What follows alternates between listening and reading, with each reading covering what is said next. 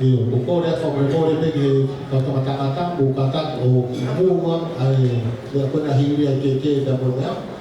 ai kata ke ta fa pe te o ha apa ye de ake ai o fa fe o ke fini ta pe ke se ta kai na ve mai me ko fa le o o kore a ka hiri pe fa me te ko ya wa ki ko ta fa me te fa ka to do mai te me fa ko dia ke si family na fahamu na mama na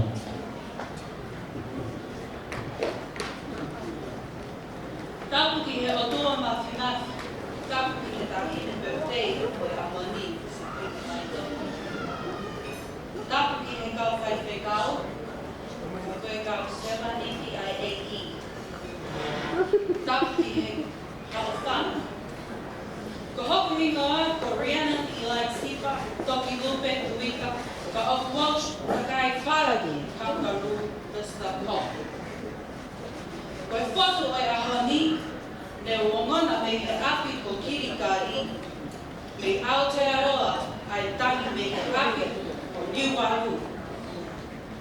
Ko e tala katoana o e ahoni tuu ia Hey.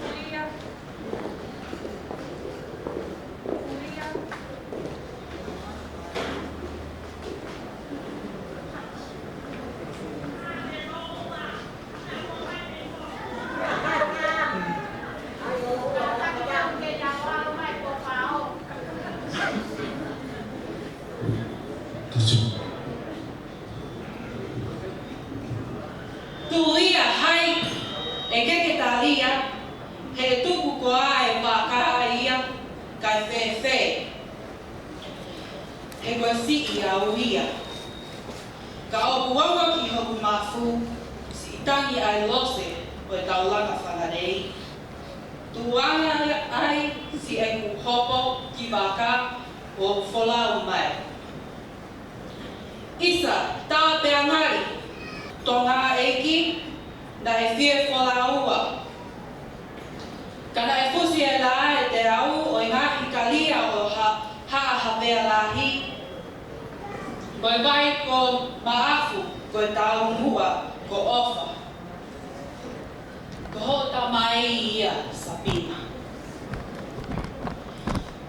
Tuanga ia o e laukau o e ahoni. Veili olo ua ko sia te siueli. Kako epu pele ko e tahine Sapina. Ko ngato e lolo, hala e waru i he honga ia pe aongo ai whakalangilangi kua ke whakangafa whatongi ia aki si e mawhae masiva i he ahoni. Tuungana i he hā ho whii, he ko si i iau o e masiva.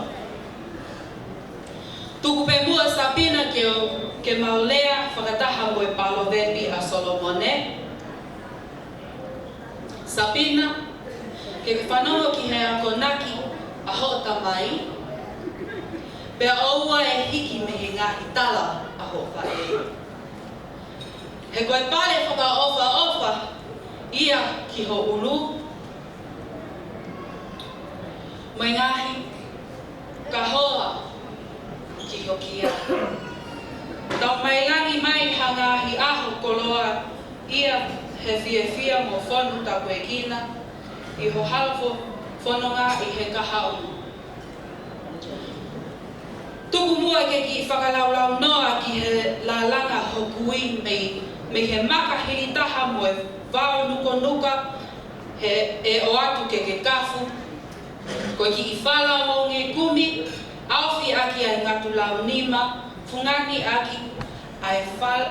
whihu whatuwha ko ho kato teu ko tohi tapu pe ka koe ne umi noa ia hokui ke hoko e tohi tapu ko ho kapasa ko la uia. Mai ki i tau tai a mata moana me he api ko monu kai gafe, nai whakatau pe ane uhu, ke mau haki I koini,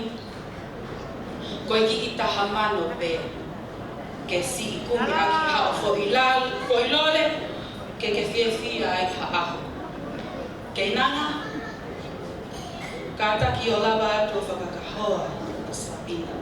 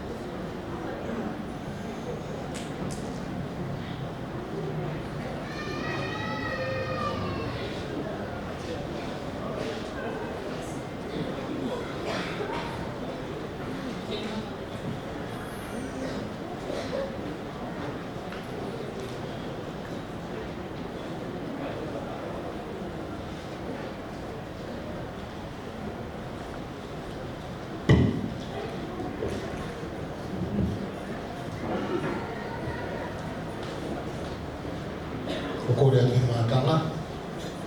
ana mauna lo ke toki fo ya pas o le le o fai ki kauna ko ni fo malo ki mai fa e no ko e tau fa na o le muri ki le fa tonga fa malo ki kauna ko ni na ni fai le ko ni sa fini ko tau ka to anga ya mo e ki ko te ya tau fa an ko to aki ai ya matso ka tau tu mai ki he ni wange ko le ko e mau tolu ko me motu mamao ko matso aka ya ko mau tu ko ofa be tu mai pe ko ofa ko ta ausi aka wa ko ya ko fa malo la ta de pas ki le ko ya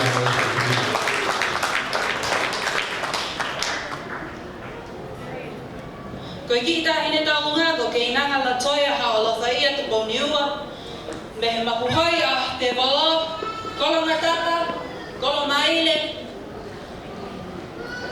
Kiri te fua, hala maha ono,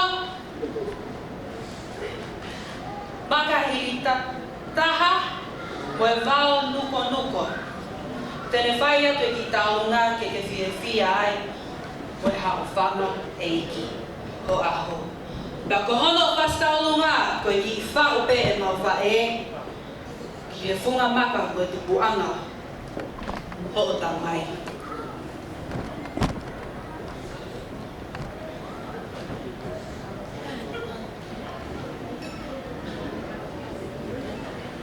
ko ya ko re atu ka ka na to ko ya ko ana to e ko lo ka tam tanga ta ko ni mo fo mo mo to wa ya ki ofa ko ni I lo to ko ni ka ata ka fa beite ko ia ko na ta ha wa ni ka ro ma ko ha te ku le ko lo ko ya to si me a ki na ta I fa se ka u ke fe tu ko ka u ya I ka u de ma ko ta u le ya ta to ko ya ko de hi pe ho no fa ta ko lo ta le wa tau ro ma Fakaava ko ya a ho di ma yo na gula ke ya ko ma ro ya e ho ko mai o sa hi te tau ro ma ko ni ko re ke re ko ya ta fa e ko ya a inisi ko re ya pe ya ta hi ya e tau ho ko te ke tau mai fa me te I lo ma ko ke se re ya e malanga ta ta fa se tau au to ka lo na ki sa yo ne ro ni ya ko ya ta le tau ma